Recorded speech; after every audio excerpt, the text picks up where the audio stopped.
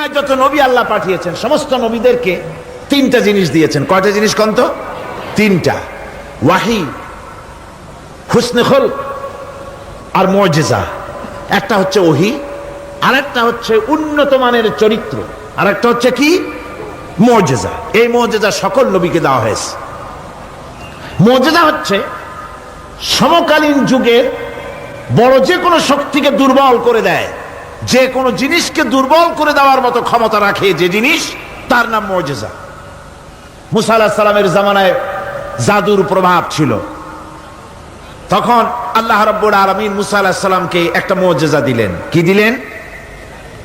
আল্লাহ রাব্বুল আলামিন বললেন, ওয়া মা তিলকা বিয়ামিনিকা ইয়া মূসা।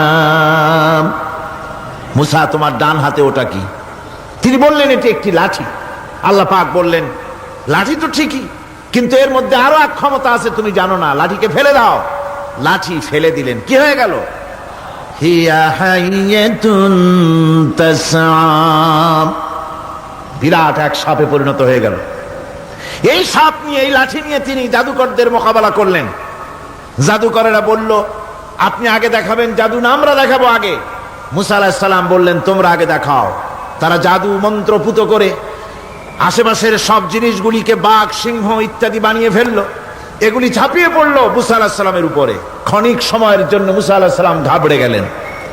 আল্লাহ রাব্বুল আলামিন হযরতে মুসাকে ডেকে বললেন, মুসা রে, ভয় পাওয়ার কোনো কারণ নাই। প্রতিষ্ঠিত একটি সরকারের বিরুদ্ধে তোমাকে নামায় দিয়া ময়দানে তোমাকে আমি একা ছেড়ে দেই নাই। আমি আল্লাহ রাব্বুল আলামিন তোমার সাথে আছি। হাতের লাঠি ছেড়ে দাও। মুসা আলাইহিস সালাম লাঠি ছেড়ে দিলেন। লাঠি সাপ হয়ে গেল, হা করলো। জাদুকরদের তৈরি করা সমস্ত বাঘ, সিংহ, সাপ মুসা আলাইহিস সালামের লাঠি মার্কা সাপের পেটের মধ্যে গিয়া ঢুকলো। জাদুকরেরা মনে করলো, আমরা যা দেখালাম তা তো জাদু, নিঃসন্দেহে। মুসা আলাইহিস সালাম যা দেখালেন তা নিঃসন্দেহে জাদু নয়, কারণ জাদু তো খেয়ে ফেলে দিয়েছে। কাজী জাদু যে জিনিসে খায় সেটা তো জাদু না, সেটা জাদুর বাবা অথবা দাদা। এটা ছিল মুসা আলাইহিস সালামের মুজিজা। হযরত দাউদ আলাইহিস সালামের মুজিজা ছিল, আল্লাহ রাব্বুল আলামিন তাকে মুজিজা দিয়েছিলেন, গলার সুন্দর আওয়াজ দিয়েছিলেন। তিনি যখন জাব্বুর শরীফ তেলাওয়াত করতেন, উড়ন্ত পাখিরা ওড়া বন্ধ করে চতুর্দিকে বসে আল্লাহর কালাম শুনত। তিনি লোহা দিয়ে অস্ত্র তৈরি করতেন। অস্ত্র বানাবার সময় আগুন দিয়ে লোহা পোড়ায় অস্ত্র বানাতে হয়। দাউদ আলাইহিস সালামের তার প্রয়োজন ছিল না। তিনি যখন লোহা হাতির ভিতরে নিয়ে চাপ দিতেন, লোহা পানি হয়ে আঙ্গুলের ফাঁক দিয়ে গলে পড়ে যেত। এটা ছিল তার মুজিজা। হযরত সুলাইমান, আল্লাহ রাব্বুল আলামিন তাকে মুজিজা দান করলেন। কোরআনে কারীমের ভিতরে রব্বুল আলামিন বলেন, হযরত সুলাইমান আলাইহিস সালাম সকাল বেলায় বিনা মেশিনে, বিনা ইঞ্জিনে তক্তার উপরে বসে যেতেন।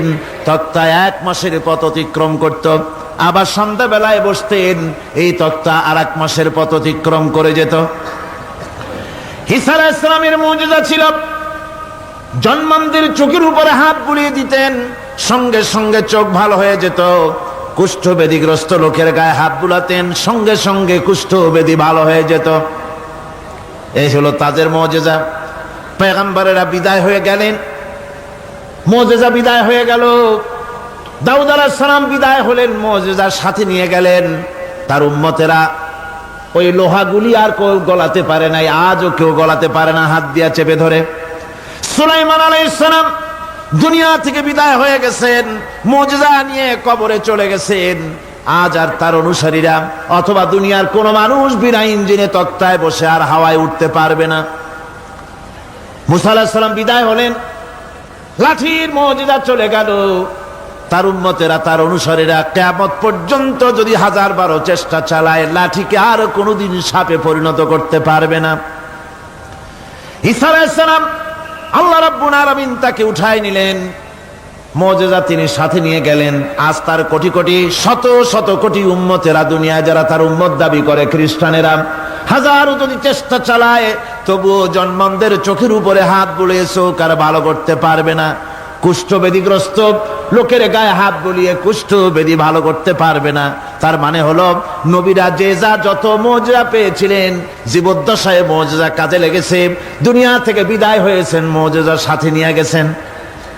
কিন্তু আপনার আমার নবী, বিশ্ব নবী জনাব মুহাম্মদ রাসূলুল্লাহ সাল্লাল্লাহু আলাইহি ওয়াসাল্লামের কাছে আল্লাহ রাব্বুল আলামিন তাকে যত মুজিজা দিয়েছিলেন, 3000-এর উপরে আল্লাহর নবীর মুজিজা ঘটেছিল 23 বছরের নবুয়তের জীবনে। তার মধ্যে শ্রেষ্ঠ মুজিজা হতেছে কোরআন মাজিদ। আল্লাহর নবী বিদায় হয়ে গেলেন, মুজিজা সাথে নিয়ে যান নাই, মুজিজা রেখে গেলেন দুনিয়ায়। কিয়ামত পর্যন্ত দুনিয়াবাসী নবীর উম্মতেরা কোরআনের মুজিজা ব্যবহার করতে পারবে। এই কোরআনে কারীম রাসূল করিম সাল্লাল্লাহু আলাইহি সাল্লামের জীবনের শ্রেষ্ঠ মুজিজা। মানুষ পাগল হয়ে গেছে কোরআন শুনে। আমিন। রব্বানা যালামনা আনফুসানা وَإِن لَّمْ تَغْفِرْ لَنَا وَتَرْحَمْنَا لَنَكُونَنَّ مِنَ الْخَاسِرِينَ। রব্বুল আলামিন দীর্ঘ রজনী পর্যন্ত তোমার বান্দারা লক্ষ লক্ষ মানুষ কোরআনে কারীমের কথা শুনেছে, তোমার হাবিবের কথা শুনেছে। আয় আল্লাহ তাআলা, তুমি দয়া করে মেহেরবানি করে তেলাওয়াত এবং দরুদ ও সালামের সওয়াব রাসূল করিম সাল্লাল্লাহু আলাইহি ওয়াসাল্লামের রূহ মুবারকে পৌঁছিয়ে দাও। রব্বুল আলামিন, আমরা যারা হাত তুলেছি এর মধ্য থেকে মা বাপ যাদের দুনিয়া থেকে জন্মের মতো বিদায় হয়ে গেল, আল্লাহ তুমি দয়া করে মেহেরবানি করে আমাদের মা বাপের কবরগুলিকে জান্নাতের টুকরা বানাইয়া দিও। রব্বির হামহুমা কামা রব্বায়ানি সগীরা, রব্বির হামহুমা কামা রব্বায়ানি সগীরা। আয় আল্লাহ রাব্বুল আলামিন, সারা জীবন আমরা গুনাহ করেছি, নাফরমানি করেছি। আল্লাহ, কোরআনে কারীমের মাহফিলে এসে তোমার দরবারে কাঙ্গালের মতো হাত তুলেছি, দয়া করে মেহেরবানি করে জিন্দেগীর সকল গুনাহ খাতা তুমি মাফ করে দাও। রব্বুল আলামিন, আমাদের ভিতরে বহু মানুষ রোগী আছে, অসুস্থ আছে, প্রতিদিন অনেক চিঠি আসে, দোয়া আছে। আল্লাহ তুমি দয়া করে মেহেরবানি করে আমাদের সকলের রোগ ব্যাধিগুলিকে তুমি শেফায়ে আজেলা দিয়ে দাও।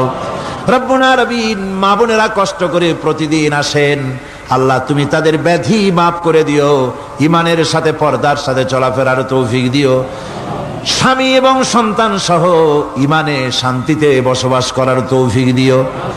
তুমি বলেছো দুউনি আস্তাজিব লাকুম, আমাকে ডাকো আমি ডাকের সাড়া দেব। রব্বুল আলামিন, তোমার কথার উপরে সম্পূর্ণ ঈমান আমাদের আছে। আয় আল্লাহ, সেই ঈমান নিয়ে, সেই মনোবল নিয়ে তোমার রহমতের দরবারে আমরা হাত পেশ করেছি। আল্লাহ তুমি আমাদের হাত ফিরাইয়া দিও না। এ মাহফিলের বরকতে সমস্ত মানুষের ভিতরে মোহাব্বত পয়দা করে দাও আল্লাহ, হিংসা বিদ্বেষ দূর করে দাও। আয় আল্লাহ, এই কোরআন দিয়ে বাংলাদেশ শাসিত হচ্ছে, এই দৃশ্যটা আমাদেরকে একবারের জন্য যদি হয় আল্লাহ চোখে দেখায় দিও। আল্লাহ, এই দৃশ্যটা একবার আমাদের চোখে দেখার তৌফিক দান করে দিও আল্লাহ। রব্বুল আলামিন, আজকের মুনাজাতকে কবুল করে নাও। উলামা হাজারাত যারা এসেছেন, আল্লাহ তুমি দয়া করে সমস্ত উলামা হাজারাতদেরকে ঐক্যবদ্ধ হওয়ার তৌফিক দাও, দ্বীনের পরিপূর্ণ খেদমতের তৌফিক দাও। সাংবাদিক ভাইয়েরা প্রতিদিন কষ্ট করতেছেন, সুন্দর করে লিখে লিখে রিপোর্ট করছেন। আল্লাহ, সাংবাদিক ভাইদেরকেও দ্বীনের খেদমত, কোরআনের খেদমত করার যোগ্যতা বাড়িয়ে দাও। চিকিৎসাবিদ, প্রকৌশলী, কৃষিবিদ, তারপরে দেশের প্রশাসনিক দায়িত্বশীল যারা আছেন, বিভিন্ন সেক্টরে যারা কাজ করছেন, জজ, barrister, magistrate, DC, SP, police, BDR, army, যিনি যেখানে আছেন সকলকে আল্লাহ তোমার দরবারে তোমার গোলাম হিসাবে কবুল করে নাও। আল্লাহ, সকলকে ইসলামের দায়িত্ব ঈমানের সাথে পালন করার তৌফিক দাও।